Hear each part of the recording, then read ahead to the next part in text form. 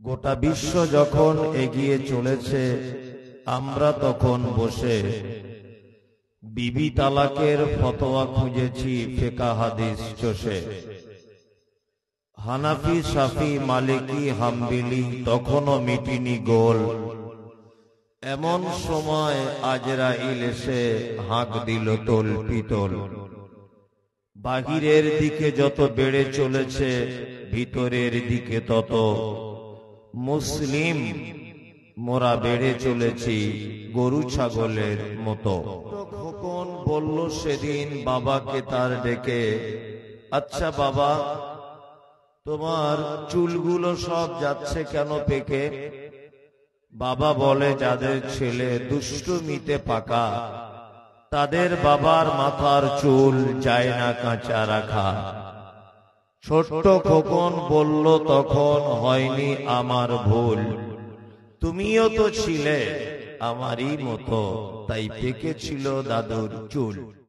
মানুষ এত বড় বোকা যে আমাদের জন্য কোনটা ভালো আর আমাদের জন্য কোনটা খারাপ, আমরা এতদিন পর্যন্ত 50-60 বছর বয়স হয়ে গেল, সেটা আমরা বুঝতে পারিনি। আমার নিজের জন্য কোনটা ভালো, আমার নিজের জন্য কোনটা খারাপ, এটা আমরা বুঝতে পারিনি। পেরেছি? পারিনি। আমরা সুন্দর, এই সুন্দরের ব্যাখ্যা করি। সুন্দরের ব্যাখ্যা কি? মানে এক এক রকমের। যেমন আপনি যদি ডাক্তারের সুন্দর বর্ণনা করেন, তাহলে আপনার এটা বলবেন যে যে ডাক্তারের ফি যত বেশি, সে ডাক্তার তত হাই কোয়ালিটি, এটা আমরা বলবো। যদি আপনি নারী পুরুষের সৌন্দর্য বিবেচনা করেন, তাহলে আপনার দৃষ্টিতে এটা ধরা পড়বে যে যে মেয়েটার চামড়া সাদা, ওই মেয়েটা সুন্দরী। যে ছেলেটার চামড়া সাদা, ওই ছেলেটাই সুন্দর। আমরা এর ব্যাখ্যা করব না? আমরা এটা করি কি করি না? করি। কিন্তু ঘটনা ওটা নয়। চামড়া সাদা হলেই যে তার গুণ বেশি হবে, এ কথা সত্য? সত্য নয়। যদি এ কথা সত্য হতো, তাহলে আপেলের থেকে মূলোর দাম বেশি হতো। বেশি হতো না? মূলো বেশি পরিষ্কার না আপেল? মূলো দাম বেশি আপেলের। সিলভার মাছ বুঝেন? সিলভার কাপ মাছ ক টাকা কেজি? 100-150 টাকা। আর দেশি মাগুর 700-800। তা দেশি মাগুর কি সাদা না কালো? কালো। সিলভার কাপের থেকে ওর দাম বেশি কেন? তার মানে বোঝা যায় যে যার গুণ যত বেশি, তার দাম তত বেশি। যার যত গুণ বেশি, তার তত দাম বেশি। কিন্তু আমরা এত বড় বোকা যে আমরা ভালো মন্দটা, আমার জন্য কোনটা ভালো, আমার জন্য কোনটা মন্দ, আমরা এতদিন এটা বুঝতে পারিনি। পেরেছি? পারিনি। আমি মমতাজুল ইসলাম, আমি একজন সুগারের রোগী। তা আমি, আমার বউ আমাকে বারবার বলছে, তুমি ডাক্তার কেন দেখাচ্ছ না? তা আমার বউয়ের বারবার বলার কারণে আমি একটা ডাক্তারের কাছে গেলাম, আমাদের গ্রামের ফটিক ডাক্তার। ওর ফিটি কিছু নেই। তা আমি গেলাম, আমাকে বলছে, হুজুর আপনার কি হয়েছে? আমি বললাম, আমার সুগার। তা বলছে, আপনি ফজরের নামাজ পড়ে 1 ঘন্টা করে হাঁটাচলা করবেন, আর 2 মিষ্টি খাবেন না, 3 নম্বর হচ্ছে আপনি ওই একটু পরিশ্রম করবেন আর কি। মাইক গলা ভাই ঠিক করে চালায়। হ্যাঁ,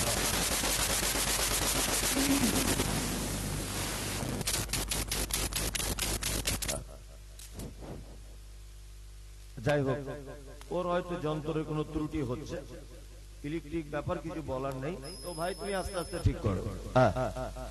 যদি জোরে না হয় তাও অসুবিধে নেই, এই কটা লোক শুনতে পেলেই হবে।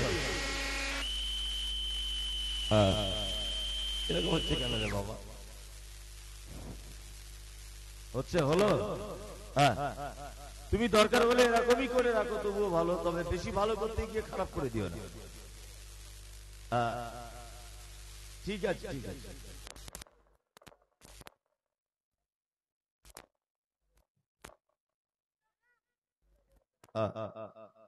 থাক, এরকমই থাক। আর আপনারা চুপ করুন, কেউ কিছু বলিয়েন না। তা আমি ডাক্তারের কাছে গেলাম, একটা ঘেতুরে ডাক্তার। তা ঘেতুরে ডাক্তার আমাকে বলছে যে আপনি যদি এই রোগ থেকে যদি আপনি বাঁচতে চান, হ্যালো,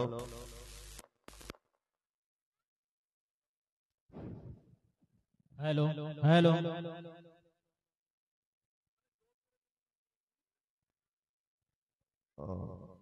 ঠিক আছে। আচ্ছা, এরকম আস্তে আস্তেই হোক, আপনি আর নাড়াচাড়া করিয়েন না, এই সাউন্ডটাই থাক। ঠিক আছে, ঠিক আছে। যাই হোক, তাহলে এদিকে ফিরুন এবার। তাহলে যেটা বলছিলাম যে আমরা নিজের ভালোটা অনেক সময় নিজে বুঝতে পারি না। তা গ্রামের একটা হাতুড়ে ডাক্তারের কাছে গেলাম, আমাকে দেখালাম।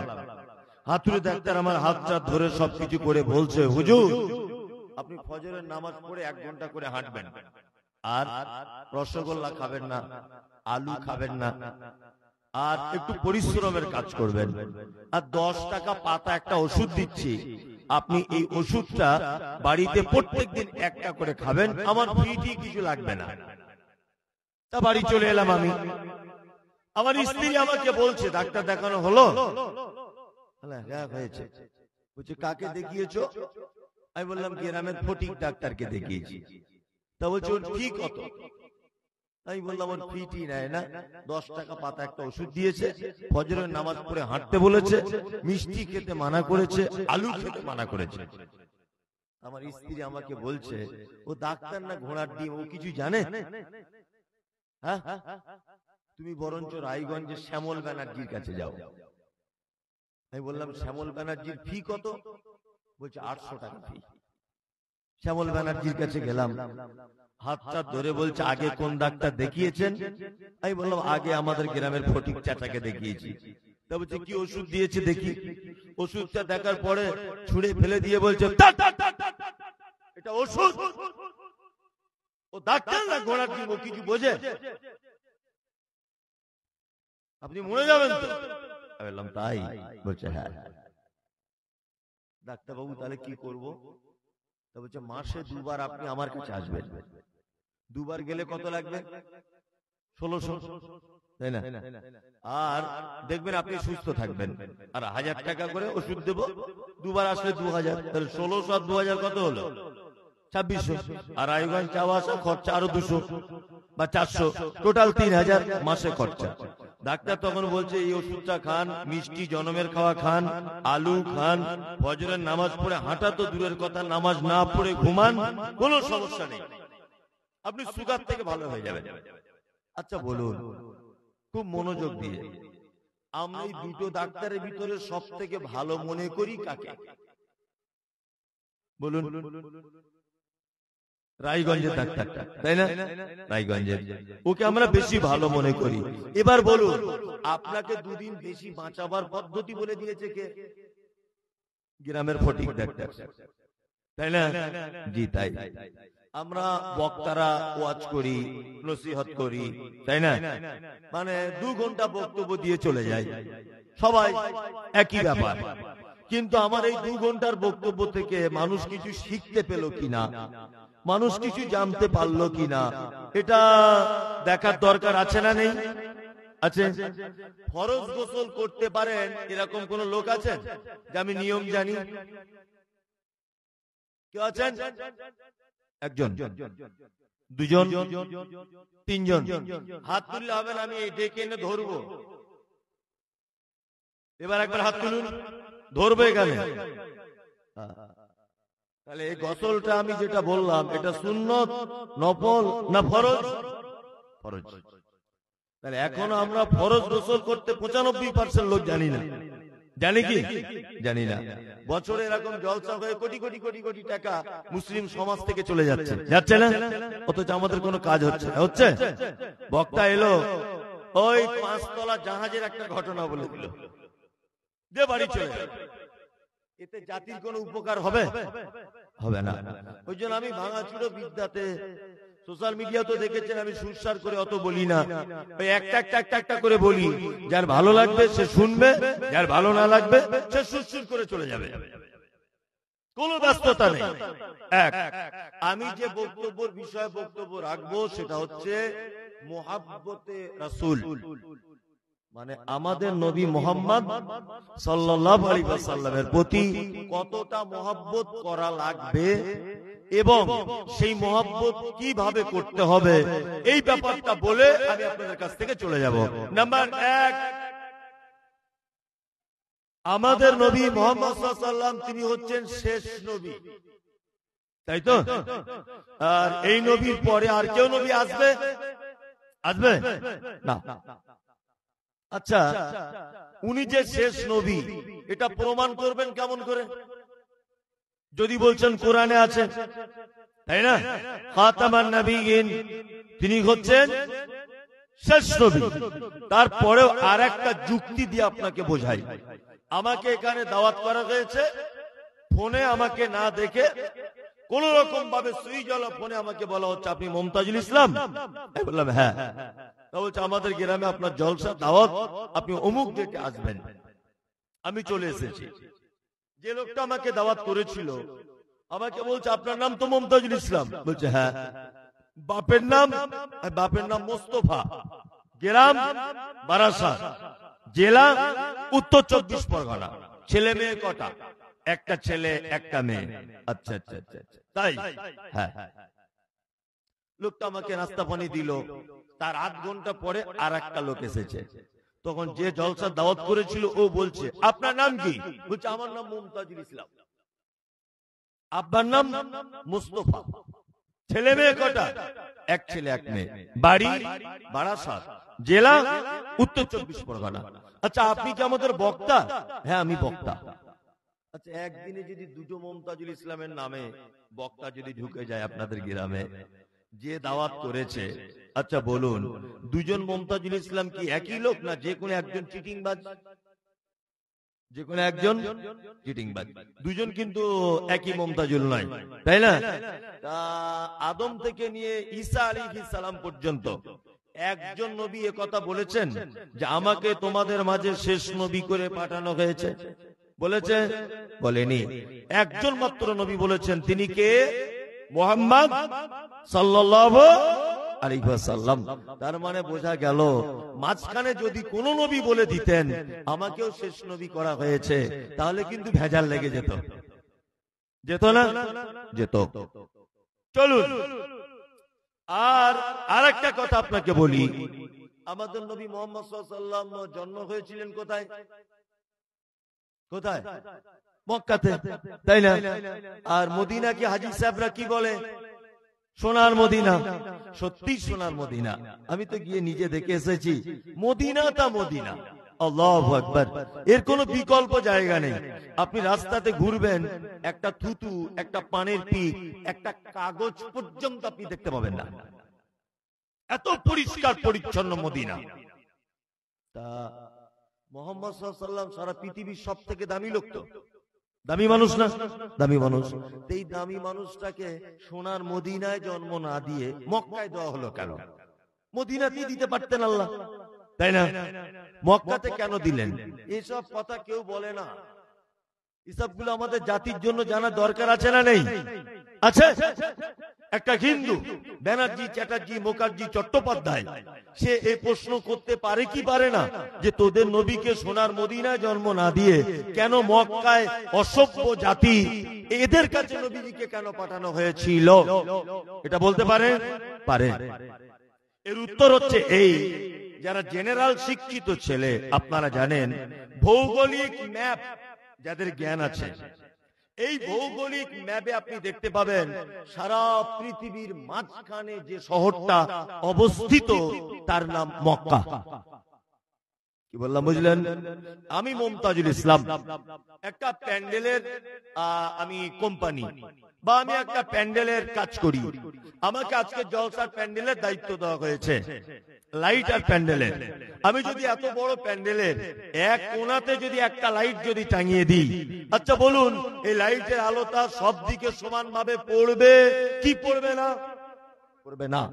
লাইটটা যদি মাঝখানে দেওয়া হয় সমানভাবে পড়বে কি পড়বে না? পড়বে। তার মানে মুহাম্মদ সাল্লাল্লাহু আলাইহি ওয়াসাল্লামের কাছে একটা লাইট দেওয়া হয়েছিল, একটা নূর জ্যোতিময় কিতাব দেওয়া হয়েছিল, তার নাম আল কোরআন। এই কোরআনের বাণী, এই কোরআনের আলো পৃথিবীর চারিদিকে যেন সমানভাবে পৌঁছে যায়, এই কারণে মুহাম্মদ সাল্লাল্লাহু আলাইহি ওয়াসাল্লামকে পৃথিবীর একদম মাঝখানে জন্ম দেওয়া হয়েছে। বোঝাতে পেরেছি? চলুন নাম্বার 3, আমাদের নবী মুহাম্মদ সাল্লাল্লাহু আলাইহি ওয়াসাল্লাম লেখাপড়া জানতেন, আক্ষরিক জ্ঞান ছিল? ছিল না। কেন? কেন ছিল না? এক, খুব ভালো করে এগুলো শুনুন, তারপরে হাদিস কোরআন বলছি। এই যে লোকটা বসে আছে, এই যে লাল আপনার এই সবুজ কালারের জ্যাকেট পরে, এই লোকটা একটা চিঠি পাঠিয়েছে এই লোকটার মাধ্যমে। কার কাছে? আমার কাছে। ভালো করে বুঝবেন। চিঠিটা লিখেছে, আপনি মমতাজুল ইসলাম, আপনাকে আমি খুব ভালোবাসি, সত্যি আপনার বক্তব্য শুনতে খুব পছন্দ হয়, আপনার কণ্ঠস্বর খুব দারুণ। নিচে লিখে দিচ্ছে মমতাজুল ইসলাম শালার বেটা, শালা 1 নম্বরের গরু। নিচে লিখেছে চিঠিতে। ভালো করে বুঝবেন। চিঠিটা উনি পাঠাচ্ছেন এর কাছে, এ দিচ্ছে আমার কাছে, তাই তো? এ যখন আমার কাছে দিচ্ছে তখন আমি চিঠিটা পড়ছি, পরে দেখছি নিচে লেখা আছে শালার বেটা, শালা মমতাজুল ইসলাম গরু। আচ্ছা বলুন আমি ধরবো কাকে? একে না? একে ধরবে কি ধরবো না? একে যখন খুব জোর করে ধরেছে, তুই আমাকে গরু বললি কেন? ও তখন বলছে, ভাই আমি তো লিখতে পারি না। তুমি মিথ্যা কথা বলছো, তুমি লিখতে পারো না? বলছে না, আল্লাহর কসম আমি লেখাপড়াই জানি না।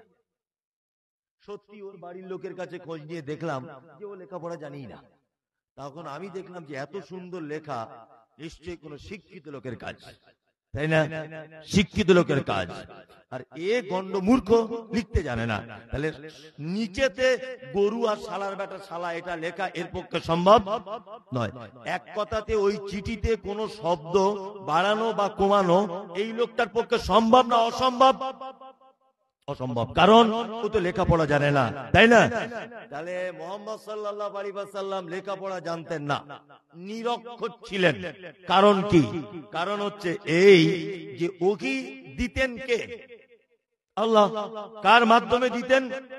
জিবরিল আমিনের মাধ্যমে। আর ভায়া হতেন কে? মুহাম্মদ সাল্লাল্লাহু আলাইহি ওয়াসাল্লাম। মানুষের কাছে পৌঁছানোর জন্য প্রথম ভায়া হতো কার কাছ থেকে? মুহাম্মদ সাল্লাল্লাহু আলাইহি ওয়াসাল্লাম।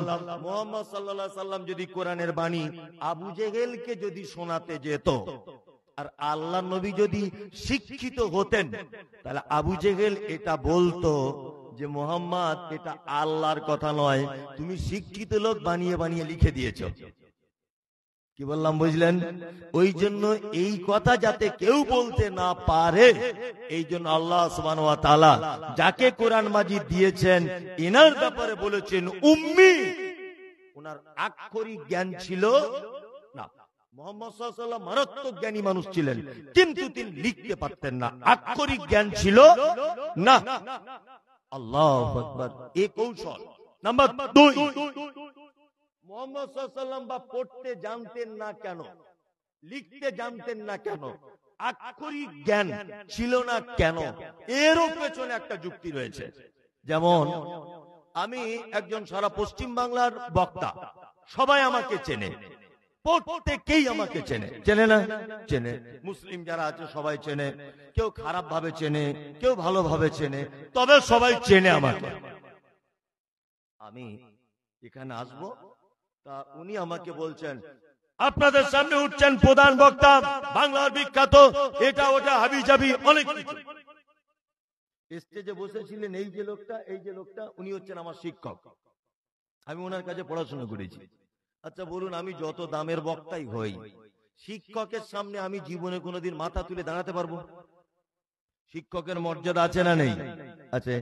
আল্লাহর নবী সাল্লাল্লাহু আলাইহি ওয়াসাল্লাম যদি কোন স্কুলে পড়তেন, আর ওই স্কুলের মাস্টার যদি আবু জেহেল হতো, আর আল্লাহ নবী যদি বলতেন আমি এখন নবী, আবু জেহেল কি বলতো? হাত বাদ করে বকিস না, দেখেন কালকে আমার কাছে নুরানি কায়দা পড়ে আজকে নবী করতে এসেছে, এটা বলতো কি বলতো না? বলতো। ওই জন্য আল্লাহ তাআলা ডাইরেক্ট শিক্ষা দিয়েছেন জিবরিলকে দিয়ে, মাঝখানে কোন শিক্ষক পৃথিবীতে রাখা হলো না। সারা পৃথিবীর সব থেকে জ্ঞানী এবং মর্যাদার অধিকারী কে? মুহাম্মদ সাল্লাল্লাহু আলাইহি ওয়াসাল্লাম। আমি যত দামি লোকই হই, আমি যার কাছে নুরানি কায়দা বা কায়দা বই পড়েছি, ও আ ক খ শিখেছি, এই লোকটার আমার মর্যাদার থেকে বেশি মর্যাদা? Yes no? ইয়েস। কারণ ও আমার শিক্ষক নাই। তা আল্লাহ নবী থেকে যেন কারো মর্যাদা বেশি না হয়ে যায়, এই কারণে আল্লাহ তাআলা পৃথিবীতে কোন শিক্ষক রাখেন নেই। চলুন